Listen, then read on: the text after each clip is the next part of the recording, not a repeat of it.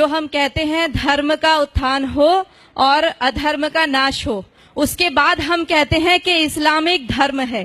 तो सबसे बड़ा तो अपने दिमाग से ये पर्दा हटा दीजिए कि इस्लाम कोई धर्म है।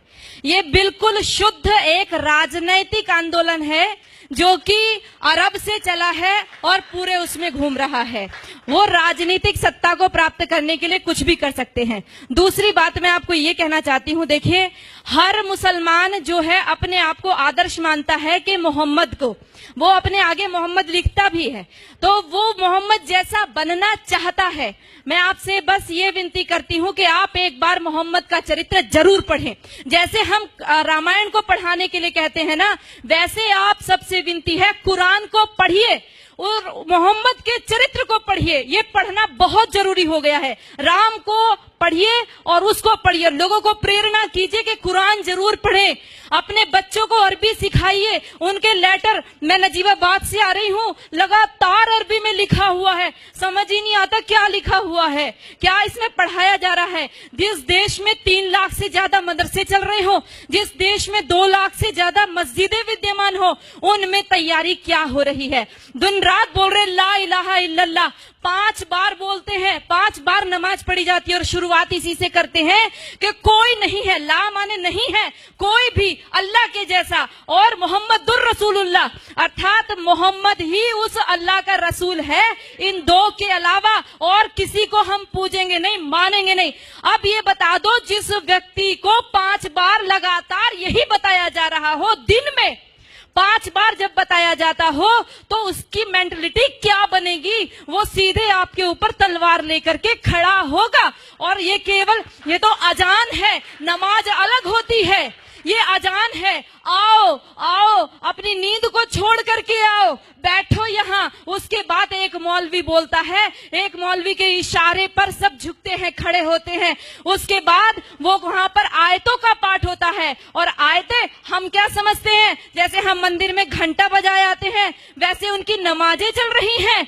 बिल्कुल गलत सोच है। वो नमाज इसीलिए पढ़ रहा है कि हमारा विनाश करना है। अगर हमारा विनाश करने के लिए कोई व्यक्ति दिन में 5 बार तैयारी करता हो और हर पड़ोसी तैयारी कर रहा हो 5 बार, और हमारी नींद ना खुले, तो याद रखो कि हमने अपना रिमोट कंट्रोल उनके हाथों में दे दिया है। उनको प्रॉब्लम हमारी गाय से नहीं है, उनको प्रॉब्लम हमारी माताओं बहनों से भी नहीं है, उनको प्रॉब्लम है केवल हमारे अस्तित्व से। जब तक एक भी हिंदू बचा हुआ है, तब तक उनको प्रॉब्लम है। उनको तब तक लगातार जिहाद करने के लिए कहा गया है, और लगातार हमारी माताओं बहनों के साथ अत्याचार दुराचार करने के लिए कहा गया है। कोई पढ़ करके तो देखे उनके, वो रोजा किस लिए रखते हैं। कोई पढ़े रोजा किस लिए रखा जाता है। रोजा कोई नवरात्रों जैसा व्रत नहीं है, कोई नवरात्रों जैसा व्रत नहीं। आज हम रोजे को नवरात्र के साथ जोड़ रहे हैं।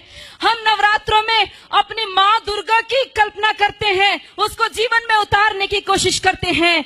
जितनी मोहम्मद ने लड़ाई लड़ी थी, सारी रोजे के टाइम में लड़ी थी, और सारी की सारी तैयारी करने के रोजा इसलिए रखा जाता है कि आप लड़ाई लड़ोगे, जंग लड़ोगे, तो भूखा रहना पड़ेगा। अब उस भूख प्यास को आप कैसे सहन करोगे। आप रोजे का असली शब्द ढूंढ करके लाइए। उनके अरबी कोश में सोम शब्द है, जिसका अर्थ है घोड़ों को भी हफाना, अर्थात घोड़े भी तैयार करना और खुद अपने शरीर को मजबूत करना। अगर उस रोजे की इफ्तार पार्टी में सारे के सारे हिंदू जाकर के बैठते हैं, आश्चर्य होता है जब लखनऊ के मंदिर के मठाधीश भी जाकर के रोजे की इफ्तार पार्टी मंदिर के अंदर कराते हैं, और हम सब लोग केवल फेसबुक पे 1-2 गुस्सा निकाल करके रह जाते हैं। मैं आप सबसे विनती करना चाहती हूँ, याद रखो इनके 5 स्तंभ, जिसमें कहा तौहीद, एक ही ईश्वर है, एक अल्लाह है, उसके अलावा हम किसी को मानते ही नहीं है। हम कहते हैं सर्वधर्म संभाव। अरे लानत है हमारे ऊपर, 1400 साल से जिन लोगों ने केवल कत्लेआम मचाया हो, आज भी हम उनको धार्मिक कह रहे हैं। वो अल्लाह के अलावा और किसी को स्वीकार नहीं करेंगे, वो हर स्तर पर करेंगे, वो दाढ़ी रख करके भी करेंगे, वो पैंट शर्ट पहन के करेंगे, वो अरबी बोल करके करेंगे, वो हिंदी बोलेंगे, वो इंग्लिश बोलेंगे। लक्ष्य केवल एक उनका स्पष्ट है, वो है जब तक एक भी काफिर जिंदा है अल्लाह का काम रुकेगा नहीं। और जो लोग कहते हैं, जिन्होंने बोला रघुपति राघव राजा राम पतित पावन सीताराम, और अगली पंक्ति जोड़ दी ईश्वर अल्लाह तेरो नाम, लानत है हमारे ऊपर। हमने कभी पढ़ करके नहीं देखा अल्लाह कहते किसको है, हमने ईश्वर के बराबर अल्लाह को रख दिया। अरे हमारा ईश्वर दयालु है, कृपा करता है, परंतु अल्लाह का आदेश है, कहां पढ़ोगे? कुरान पढ़ोगे। अल्लाह का साफ आदेश है, जो मेरे को नहीं मानता, जो जिब्राइल मिकाइल को नहीं मानता, जो मोहम्मद को नहीं मानता, वो काफिर है, और काफिर वाजिबुल कत्ल है, वो कटने योग्य है। इतना ही नहीं कहा, जब रमजान का महीना खत्म हो जाए इनको घात लगा करके मारो। पढ़ो सूरा तौबा, पढ़ो सूरा अल बकरा, सारी की सारी कुरान की सारी ये आयतें पढ़ करके देखो, आपको साफ स्पष्ट पता चल जाएगा। हम सोचते हैं कि उनकी हज यात्रा, हम सोचते हैं उनकी हज यात्रा हमारी अमरनाथ यात्रा जैसी है। अरे पढ़ो भाइयों, यदि उनकी हज यात्रा हमारी अमरनाथ जैसी होती तो वहां पर सब लोग जा सकते थे, केवल मुसलमान ही क्यों जाते हैं? आज उनके ऊपर वो वहां से हमारे भाई पैसा भेजते हैं और वहां से वो अपनी सभ्यता को भेजते हैं। उनको कोई एम्बेसी में राजदूत भेजने की आवश्यकता नहीं है कि भारत में आप हमारे अरबी कल्चर का प्रचार कीजिए। ये सारे बढ़ाए हुए दाढ़ी, ये सारे ऊंचा पजामा और नीचा कुर्ता पहन करके सारे वहां से सीख करके आते हैं और अपने आप यहाँ पर आकर के सिखाते हैं। याद रखो, मिटेगा ये धर्म और आबरू भी जाएगी, तुम्हारे नाम से दुनिया को शर्म आएगी। यदि आज नहीं जागे तो कोई हमारे बचाने वाला नहीं है। ये नमाज खिलाफत का मिनी ट्रायल है। ये नमाज इसलिए कहता है कि एक खलीफा बैठाएंगे और उसका राज चलेगा। ये पहले भी हमारा देश आजादी के लिए जूझ रहा था और सारा मुस्लिम जगत खलीफा के लिए जूझ रहा था।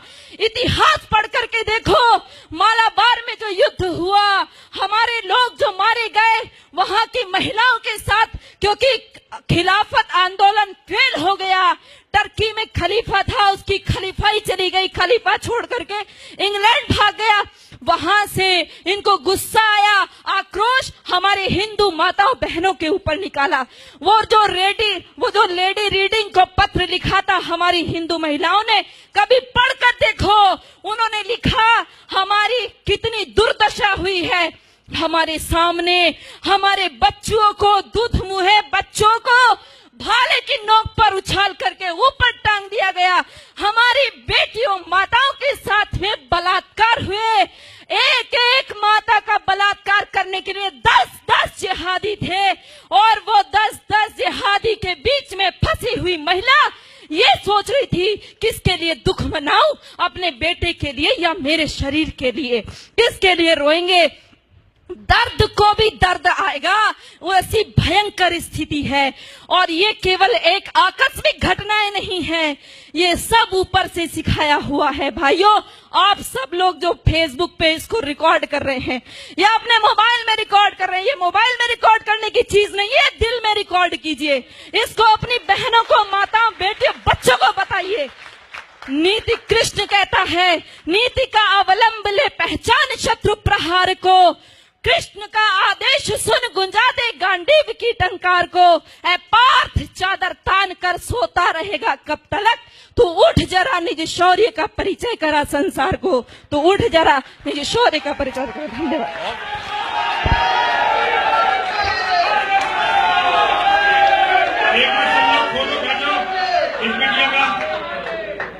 बेटा, ये हमारी माला जो है ये पूरी सोने की नहीं है, इसमें जितनी मिलावट हो सकती है उतनी मिलावट होती है। 1 तोले सोना इसमें होता है, बाकी मिलावट होती है। लेकिन हमें इसे बनवाने के लिए बड़ी मेहनत करनी पड़ती है।